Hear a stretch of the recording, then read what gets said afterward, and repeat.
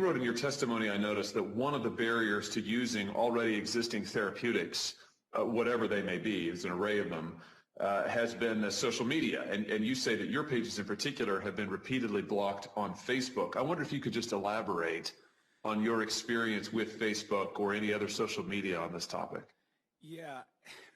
You know, I want to try to be respectful because I think the intention is correct. The execution is unfortunately damaging, which is my guess at what the social media outlets, in particular it's Facebook, is that they want to cut down on misinformation, right? Which is many doctors are out there claiming X, Y, and Z work in this disease. The challenge is you're also silencing those of us who are expert, reasoned, researched, and extremely knowledgeable. And so my group, our Facebook page, and again, I repeat, we are some of the most highly published physicians in our specialty. We've spent, decades in academic medicine. We're not just some random doctor, but our group, every time we mention ivermectin, we've been put in Facebook jail. Currently, as of this moment, our Facebook page is shut down to the point where we cannot post anything.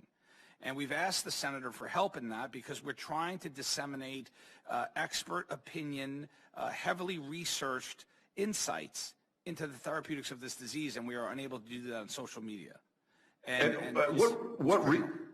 What reason, Dr. Corey, what reason have they given, if any, for putting you in Facebook jail?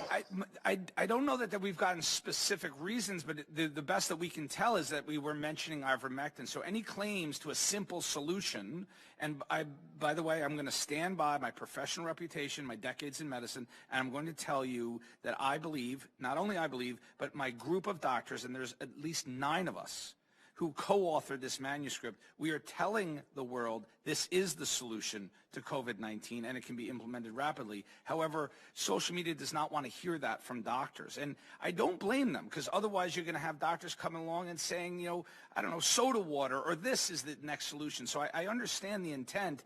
However, I just wish some credibility would be applied to us, and I don't know how to solve that answer because I do think misinformation is a problem. It is a deep and significant problem in this pandemic.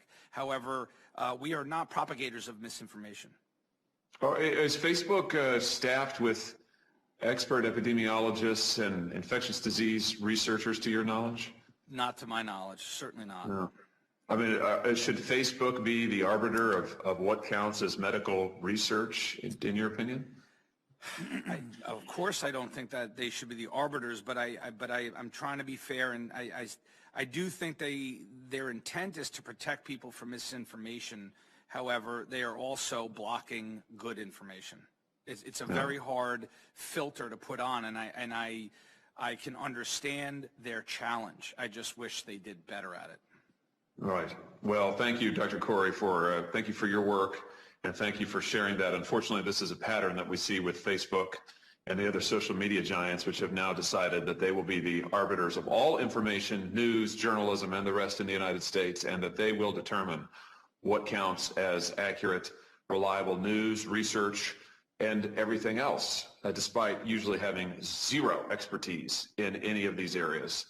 And by the way, with zero desire for the American public that they should be deciding what we read, what we consume, what we learn about, what we share. It's really unbelievable. Mr. Chairman, thank you very much for holding this hearing.